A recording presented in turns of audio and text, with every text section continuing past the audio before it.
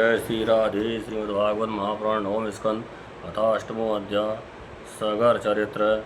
ये सुखदेव जी कहते हैं, रोहित का पुत्र था हरित। हरित से चंप हुआ। उसी ने चंपापुरी बसाई थी। चंप से सुदेव और उसका पुत्र विजय हुआ। विजय का भरूक, भरूक का ब्रक और ब्रक का पुत्र हुआ बाहुक। शत्रु ने बाहुक से राज्य छीन लिया। तब वह अपनी पत्नी के साथ वन में चला गया। वन में जाने पर बुढ़ापे के कारण जब बाहुक की मृत्यु हो गई, तब उसकी पत्नी भी उसके साथ सती होने को अवदत हुई। परंतु महर्षि और को ये मालूम था कि इसे गर्व है, इसलिए उन्होंने उसे सती होने से रोक दिया। जब उसकी सौतों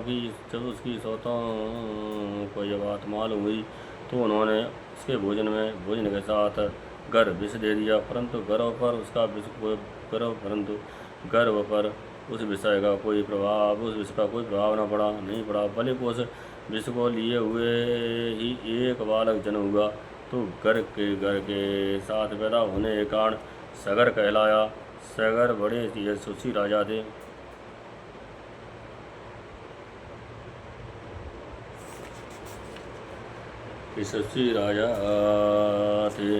सगर चक्रवर्ती सम्राट थे। उन्हीं के पुत्रों ने पृथ्वी खोदकर समुद्र बना दिया।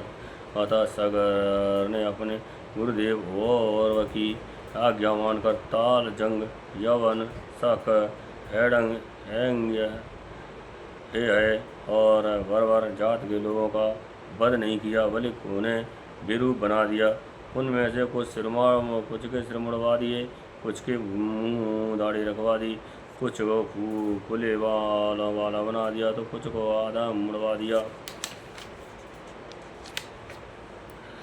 कुछ लोगों को सगर ने केवल वस्त्र ओढ़ने की आज्ञा दी, पहनने की नहीं, और कुछ को केवल लंगोटी पहनने की आज्ञा, ओढ़ने को नहीं। इसके बाद राजा सगर ने और ऋषि के आदि उपदेशानुसार अश्वमेध यज्ञ के द्वारा संपूर्ण वेद एवं देवतामय आत्मस्वरूप सर्वशक्तिमान भगवान की आराधना की। उसके यज्ञ में जो घोड़ा छोड़ा गया, उसे इंद्र ने चुरा लिया। उस समय महारानी सुमित के गर्भ से उत्पन्न सगर के पुत्रों ने अपने पिता के आज्ञानुसार घोड़े के लिए सारी पृथ्वी छान डाली। जब उन्हें कहीं घोड़ा न मिला, तब उन्होंने बड़े घमंड से सब ओर से पृथ्वी को खोद डाला। खोदते खोदते उन्हें पूरब और उत्तर के कोने पर कपिल मुनि के पास अपना घोड़ा दिखाई दिया। घोड़े को देखते हुए 60,000 राजकुमार शस्त्र उठाकर ये कहते हुए उनके ऊपर दौड़ पड़े कि यही हमारे घोड़े को चलाने वाला चोर है। देखो तो सही, इसने इस समय कैसे आंखें मूंद रखी हैं। ये पापी है, इसको मार डालो। उसी समय कपिल मुनि ने अपनी पलकें खोली। इंद्र ने राजकुमारों की बुद्धि हर ली थी। इसी से उन्होंने कपिल मुनि जैसे महापुरुष का तिरस्कार किया। इस तिरस्कार के फलस्वरूप उनके शरीर में ही आग जल उठी, जिससे क्षण भर में ही वे सब जल कर खाक हो गए। परीक्षित सागर के लड़के कपिल मुनि के क्रोध से जल गए। ऐसा कहना उचित नहीं था। वे तो शुद्ध सत्वगुण के परमाश्रय हैं। उनका शरीर तो जगत को पवित्र करता रहता है। उनमें भला क्रोध रूप तमोगुणी संभावना है कैसे आ सकती है। भला कहीं पृथ्वी की धूल का ही आकाश संबंध होता है। यह संसार सागर एक मृत्युमय पथ है, इसके पार जाना अत्यंत कठिन है। परंतु कपिल मुनि ने इस जगत में सांख्य शास्त्र की एक ऐसी दृढ़ नाव बना दी है, जिससे मुक्त की इच्छा रखने वाला कोई भी व्यक्ति उस समुद्र के पार जा सकता है।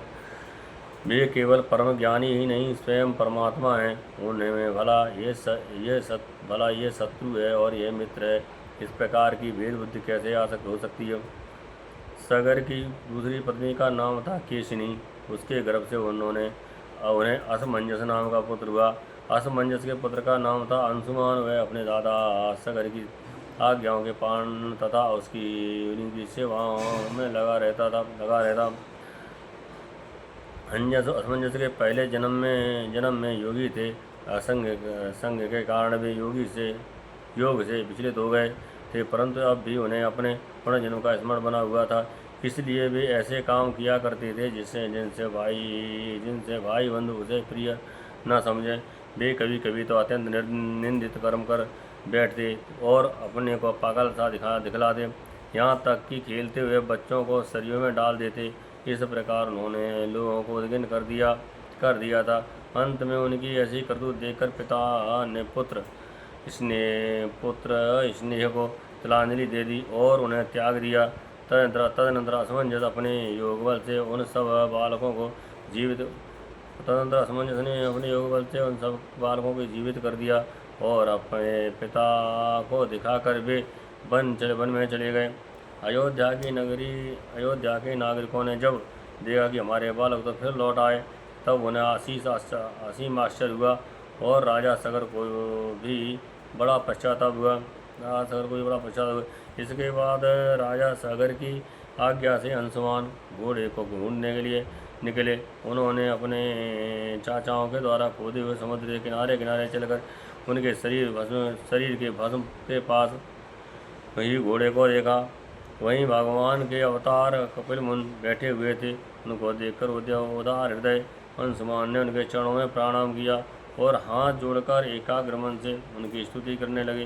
अंशुमान ने कहा, भगवान आप अजन्मा ब्रह्मचारी ब्रह्मा जी से भी परे हैं, इसलिए वे आपको प्रत्यक्ष नहीं देख पाते। देखने की बात तो अलग की रही, वे समाधि करते करते एवं मुक्ति एवं युक्त लड़ाते लड़ाते हार गए, किंतु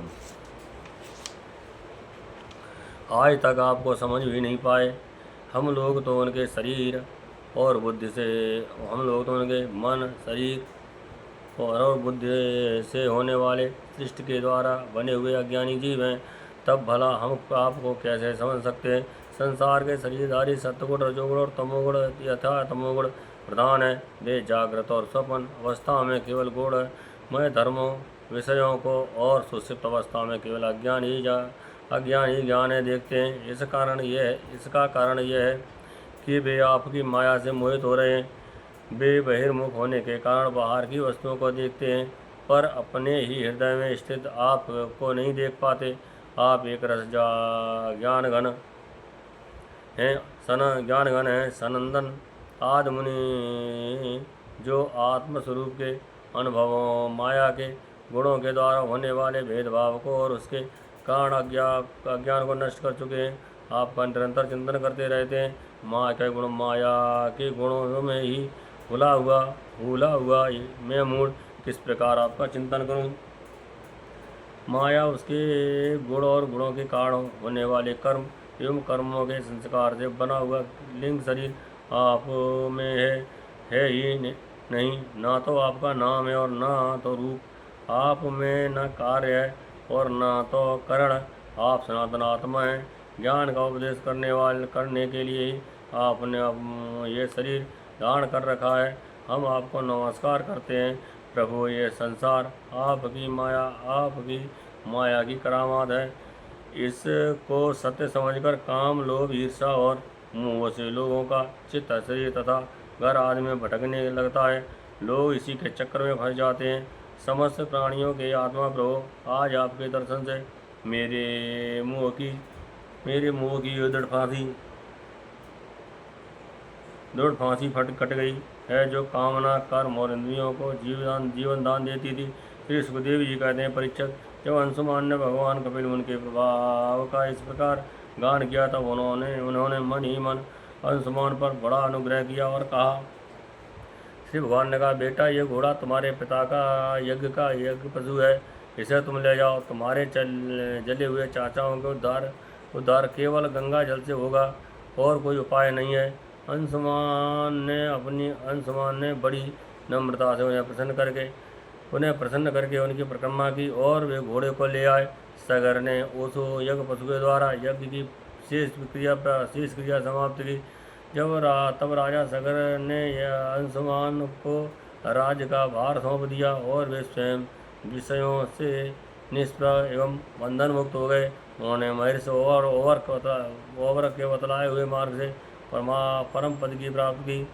इति श्रीमद्भागवते महापुराणे परमहंसायां संहितायां नवम स्कन्धे सागरोपाख्यान अष्टमो अध्याय। जय जय श्री राधे।